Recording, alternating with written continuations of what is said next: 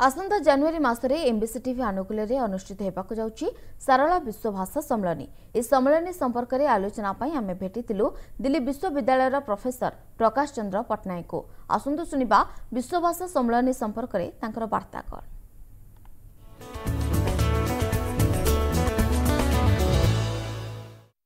ओडिया भाषा शास्त्रीय भाषार मान्यता पाइबा परे सारला भाषार सहित तार कौन रही संपर्क एवं केमिति पाइला मान्यता या सहित कौन रही साहित्य सहित संपर्क से विषय रे आमर एमबीएस टीवी पक्षर स्वतंत्र कार्यक्रम करा जाउछि अंतर्जातीय आलोचना चक्र खूब शीघ्र यह आसीबो एवं यह सहित जड़ित थिबा दिल्ली विश्वविद्यालय मातृभाषा विभाग प्रोफेसर प्रकाश चंद्र पट्टनायक अवदान कौन केमिति हवा आलोचना से विषय अधिक आम जाना या नहीं से कौन कहते सहित अधिक आलोचना करवा केमती हम आलोचना चक्र प्रकृत में कौन रहिबो जो ये भाषा साहित्य सहित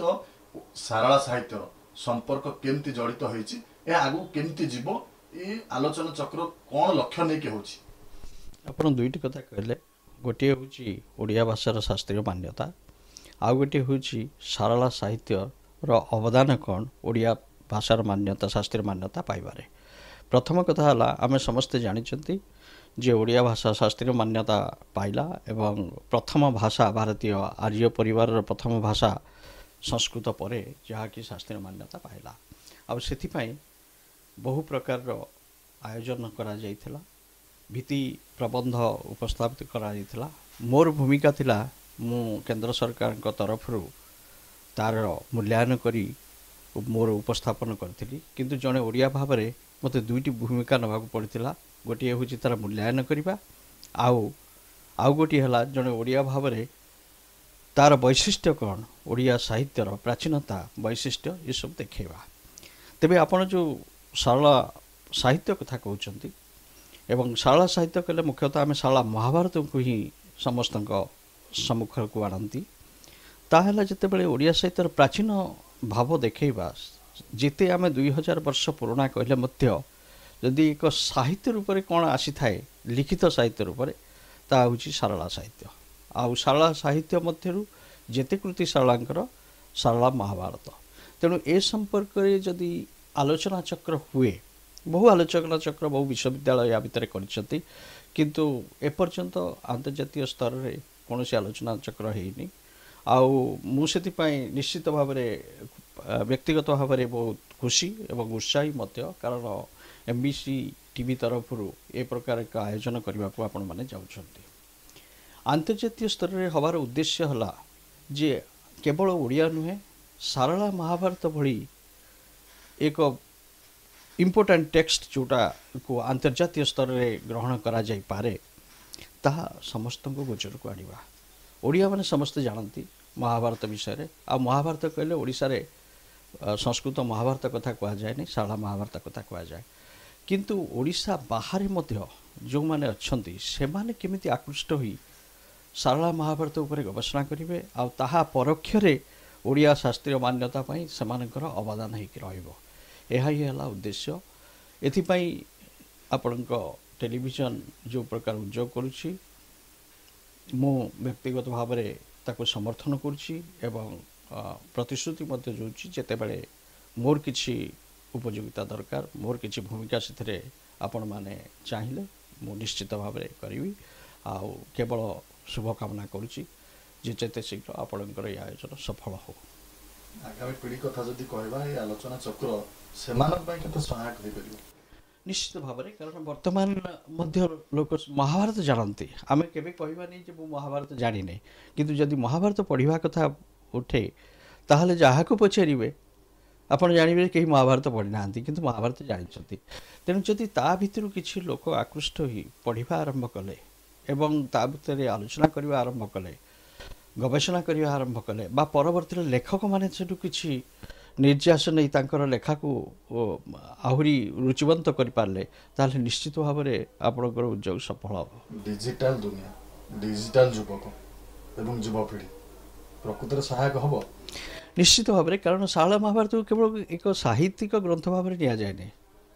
आउ जहाँ कहती जे सारला महाभारत जहाँ अच्छी भारत में जहाँ किसी अच्छी सब किसी महाभारत में अच्छी सेमिति ओडिशा प्रसंग में मत कहवा ओडिशा रे जहाँ किसी अच्छी सारला महाभारत रे अच्छी से सबु विभाग लोक तांकर व्यक्तिगत जो ज्ञान तांकर जो ज्ञान आहरण कर विभाग तरफ तार प्रकृत उद्योग ये विनियोग करी निश्चित भाव में किसी किसी अवदान कर हिसाब रे लोक माने को जानिबा दरकार ओडिया हिसाब रे नुहे जने ओडिया ज्ञानी ओडिया हिसाब रे जानिबा दरकार जो थे भूगोल लोक आसवे इतिहास लोक आसवे राजनीति लोक आसवे समस्ते जानवे और जानवे जे आम साहित्य को जदि प्रकृत रे एक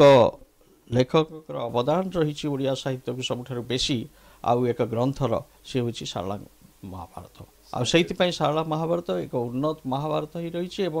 कहीं कहीं कहती जे यह अनुवाद नुहे ता सत्य यह एक स्वतंत्र महाभारत ही आज पर्यंत आम आखि आगे रही साहित्यर संधान कथा जदि कहबा आलोचना चक्र निश्चित निष्कर्ष निश्चित बाहर 3 दिन धरी होउछि एवं मोर पूर्ण विश्वास निश्चित एतर किछि बाहर आउ खाली सेतिके नहीं ये जदि अनुप्राणित कर पारला परवर्ती पीढ़ी को ताले हमर उद्योग आउरी सफल हो किंतु वर्तमान जदि कहबा लोके भी इंग्लिश दुनिया इंग्राजी रो पाठ पढुचंदी आजिकल युवपीढ़ी हूँ बा छात्र छात्री हूँ समस्ते इंग्राजी भाषा प्रति नजर रही ता भितर ओडिया भाषा केमती देखुछंदी आपण मु जिते बेले एबे आलोचना करूथली बसी सेते बेले मु सही कथा कहितली जे इंग्रजी रे मध्ये यार आलोचना हवा दरकार नहले ओडिशा बाहर एभली एक ग्रंथर मूल्य केही बुझी परिबे जो केते जण लेखुचंती से मानकू अनेक लोक शुणा पसंद करुँच प्रोफेसर बीएन पट्टनायक जे आईआईटी कानपुर जो ब्लॉग लिखुंट तार रीडर बहुत तार पाठक एत अधिक आर मंतव्य दौरान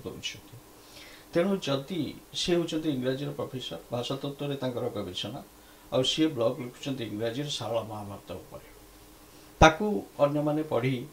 जदि जानापी चाहते आम ओडिया ही ओडिया रे लिखाई महाभारत विषय जानिले मु भावुची आम निश्चित भाव में अधिक किछि आमर अवदान रहिबो ओडिया साहित्य प्रति आउ केवल जे सारला महाभारत साहित्य छात्रों पाई ये नुहे जे समस्त पाई आ समस्ते सब किछि पढ़ी परिबेनि किंतु विभिन्न दृष्टिकोण ताकू चिंता करी